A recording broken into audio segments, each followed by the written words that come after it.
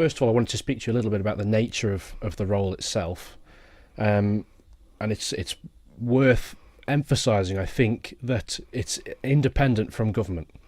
Well, it's an appointment by the Chief Minister. I am the Chief Minister's Children's Champion. This report was completed in the summer and actually sent through to the Chief Minister in August.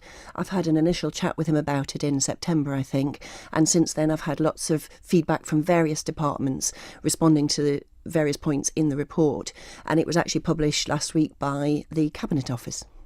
And it's a particularly broad role, I think it would be fair to say, in its remit, in the sense of you essentially provide a voice for, am I right in thinking, anybody under the age of 18?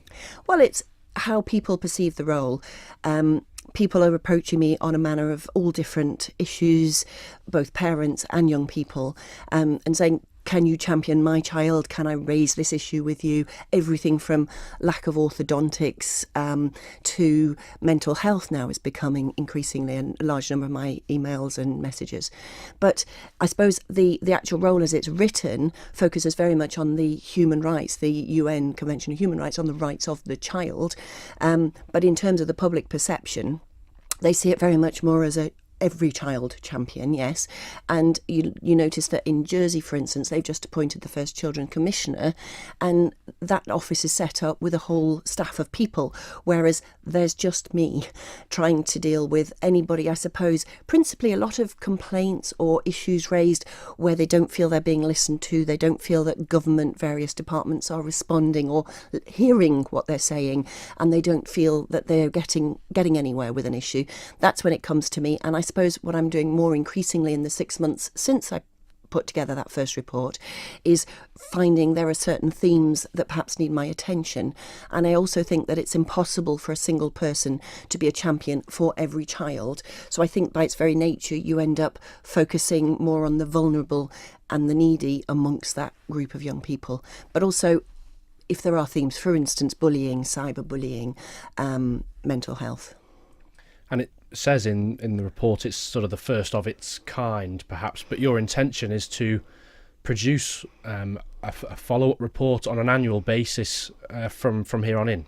Yeah, well, I'm required to produce an annual report. It hasn't been done before, and I'm grateful to Dudley Butt, who was the predecessor in this role, who has give me some mentoring and some guidance in terms of where I go with the report and various issues. I think I'm learning all the time. You know, I said it's just little old me writing it, typing it, and a lot of it is responding to opinion. And I acknowledge in the report, you know, public opinion is not fact, but here are the issues that children and young people and their families have at the moment. And it's been very interesting to get the feedback from government.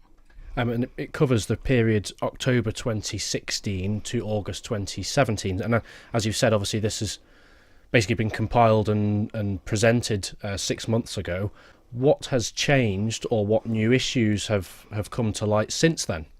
Since then, I'm finding a lot of, well, the two key themes I have at the minute would be special education needs and how that's accommodated and supported within mainstream accommodation, how excluded children or children not in mainstream are also receiving an education.